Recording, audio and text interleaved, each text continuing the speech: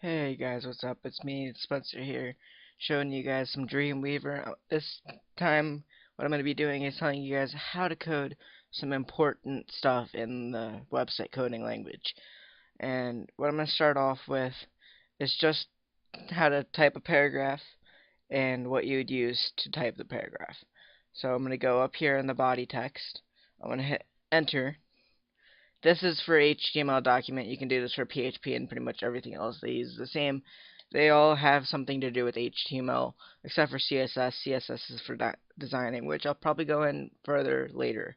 But here, I'm just going to show you guys how to make a paragraph. It'd be tag P, and then closing. And now you're going to go this slash P closing. Okay, so if you want to have a very stretched paragraph, you can do it. Right now I'm gonna probably grab some. Sorry, puppy. Some lorem ipsum if I can remember where it is. Apply source formatting. And now that's okay. I can't remember where it is, but let's just go. Let's type some random keys in here. Let's go. All of this.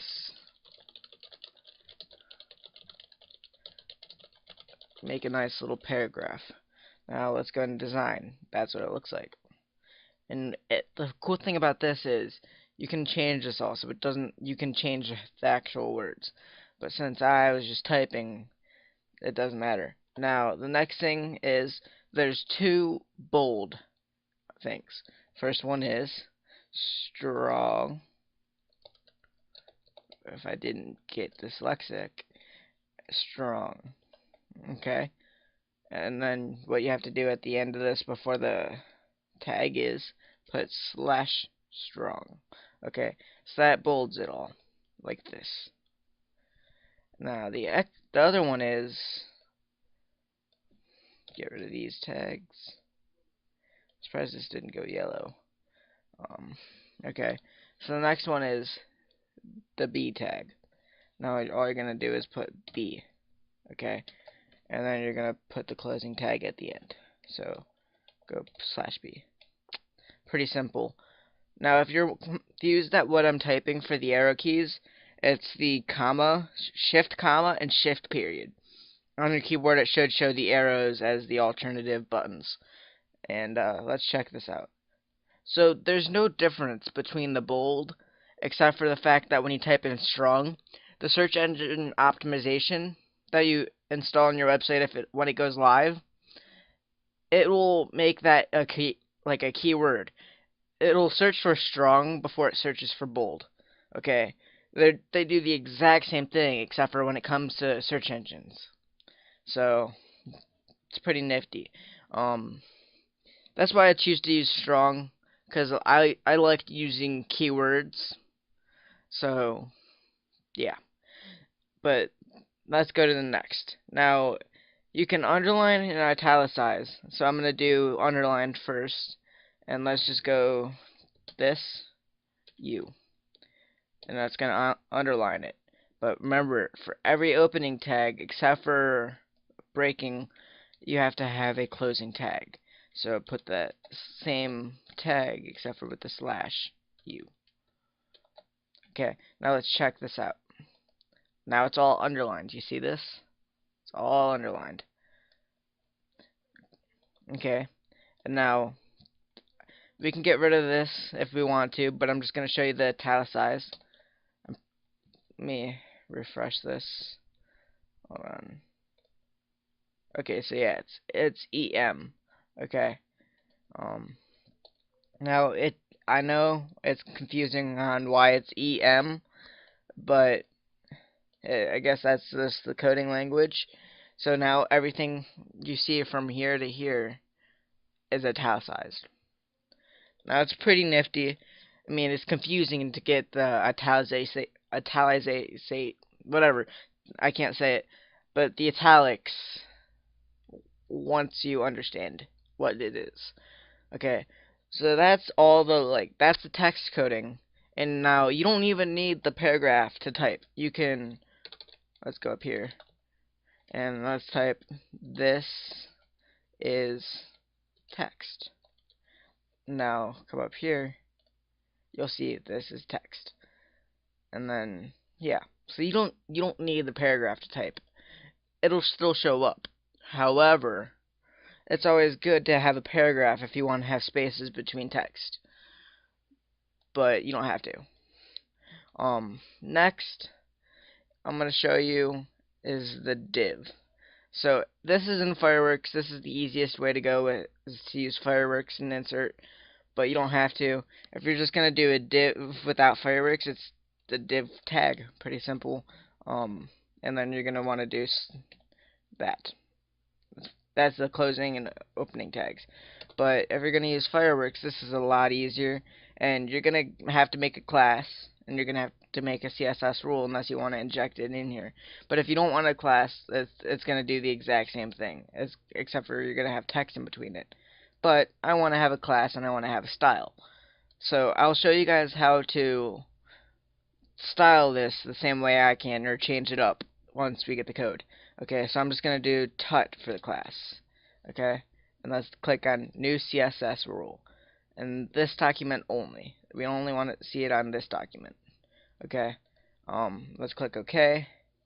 And you see over where my mouse is hovering, you see style type equals text / CSS. And now it's got that content right here where my mouse is hovering over. Okay. Now let's go to, I don't like using font family, but there's got plenty of them here. Impact is one most used, Gotham is used a lot, and Baskerville and Cambria, this is another good most used one. Font size, it's all the same, extra small, small, same stuff that you normally see. I'm going to go with 36. Font style, normal, italic, oblique, inherent. I just go blank. Line height doesn't matter to me. And then here's all your cool stuff. Let's just go all of them. Oh, not that one. Let's just go here. Okay, font weight, font variant, text transform. These aren't necessary. You can use them. They're just there. And then color. Depending on the color of your page, you always want to make something that'll stand out, but not be too like awkward, or something that'll fit. Definitely that'll fit. And now I'll take you through the background color, and where this div is applied is where this will show up, just to let you guys know. And let's make the background color this red, just to make it pop. And then if you have any images, guys, then you'll pull them from your images file, but I'm not going to insert that. They all should appear where the div tag is open and closed. So, and then it'll repeat where you tell it to. So x-axis is the horizontal, y-axis is up. It automatically repeats both if you leave this blank, but if you tell it to not repeat or repeat, it'll do the same as, if you tell it to repeat, it just does it the same way as it would blank. No repeat would mean it's just that line, or that like sized of text. If you tell it to repeat X, it'll continue to repeat horizontally. Y, it'll continue to repeat vertically. Okay.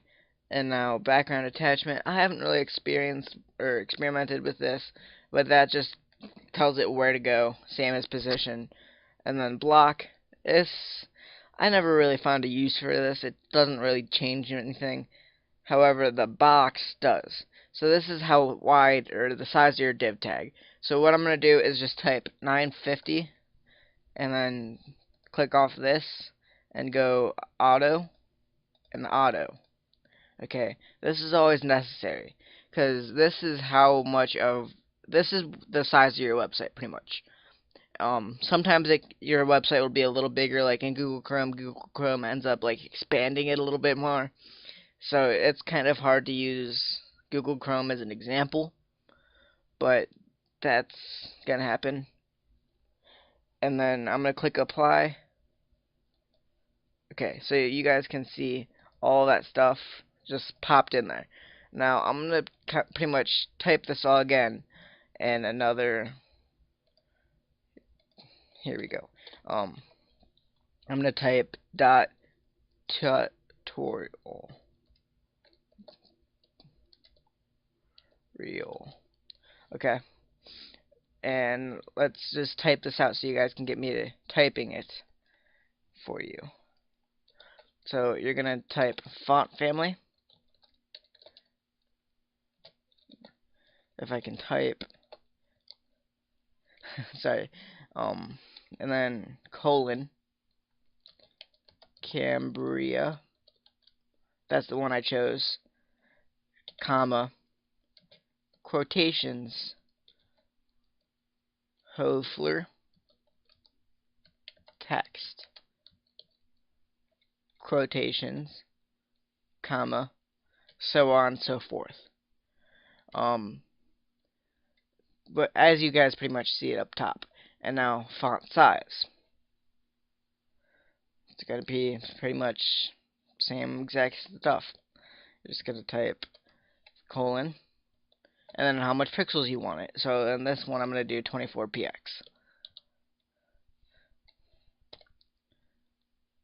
Oh, I forgot to do the closing style right here. Like that. Make sure you guys check it and make sure you add those in. I'm not gonna add a text decoration. Background color, let's just do ground color, and let's make it, let's do just FF. But don't forget that hashtag swag. There we go. Sorry guys, I should be ashamed of myself. Okay, so that's the text in the background, and now you can do with margins and stuff, but you don't have to. If you guys want to, then it's pretty much the same stuff as here. If you want to insert a value, you can for these two, but I just find it better to use auto. And now let me show you how to apply the div tag, because yeah. Okay, so let's just bring this all the way right here, and you'll see it. There's the background color. Isn't it nice? Split. Let's see where the border is. Okay. But yeah, so that's how the div tag works. Anything that goes in it is encased by what style you put in there, or how you put stuff in there. So yeah, it's pretty easy. And I think that's going to be all for today's tutorial. If you guys liked it, if it was helpful for you guys, please do hit that like button as well as subscribe and comment. And please follow me on Twitter so you guys can keep up to date with all the things I'm doing, or you guys can see my rants upon people. And yeah, if you guys also want more, please comment this in the comment section. Just tell me more. The word more. That's all I need to know. And I'll bring back this whole entire group of information. Yeah.